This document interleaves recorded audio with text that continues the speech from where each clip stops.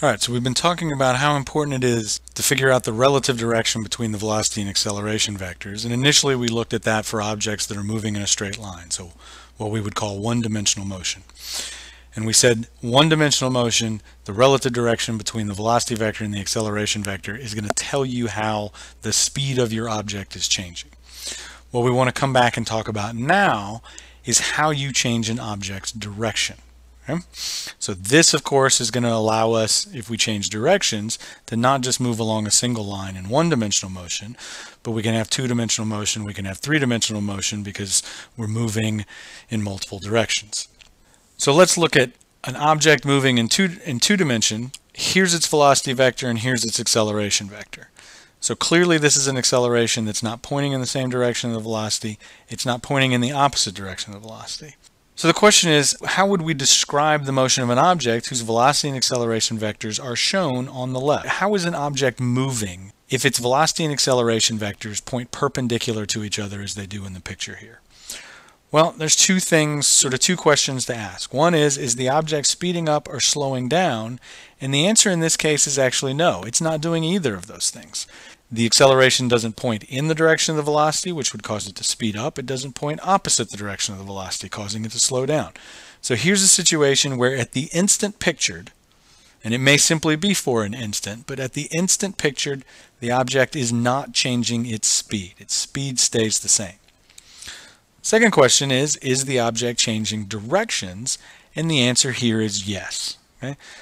In this case, your object will be turning towards the top of the page because that's the direction that the acceleration points. So what an acceleration vector being perpendicular to a velocity vector means is that this is how you change direction. So if an object is going to come off of the line it's traveling in, it needs to have an acceleration vector that points perpendicular to the velocity. So let's make this a little bit more complicated. So we talked about speeding up, acceleration and velocity point in the same direction. Slowing down, acceleration, velocity point in opposite directions. Changing the direction at a constant speed means the acceleration and velocity vectors are perpendicular to each other. Well, what if we make it a little bit more complicated? So here's a situation where the acceleration vector is not in line with the velocity vector, it's not pointing in the opposite direction of the velocity vector, it's not completely perpendicular to the velocity vector. So what's the motion look like here? So we've got the same two questions. We just want to figure out what kind of motion our object has if its velocity and acceleration vectors look like these two vectors. So is the object speeding up or slowing down? In this case, the answer is yes. And it's speeding up because there's a component of the acceleration vector that points in the same direction as the velocity.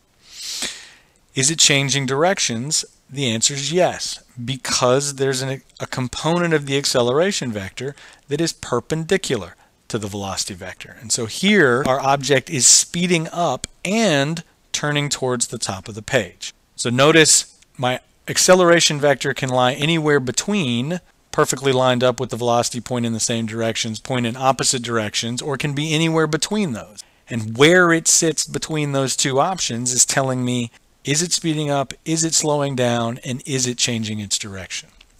Let's look at one more example. So what if the acceleration vector was flipped over here?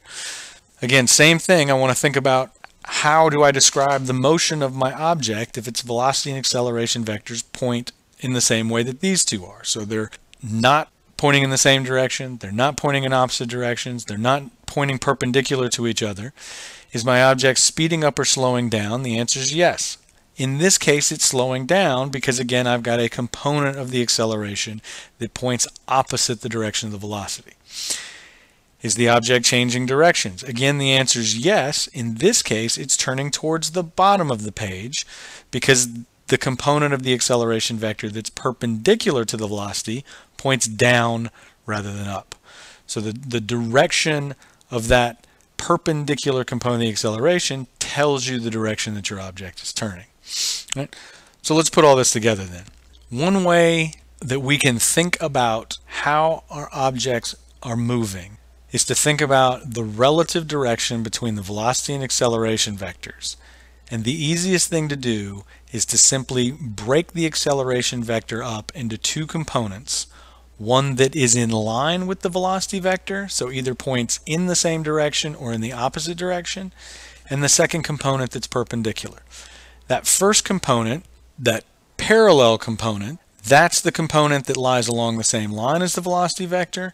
That's the component that's going to tell me whether an object is speeding up or slowing down. Again, in this case, in this picture, that parallel acceleration component points in the opposite direction of the velocity, so my object would be slowing down. The perpendicular component, right, so this is the component of the acceleration vector that's perpendicular to the velocity vector, that's going to tell you about whether or not the object is turning. So if that component's 0, your object isn't turning. If that component's not 0, then the direction it points is the direction your object will turn.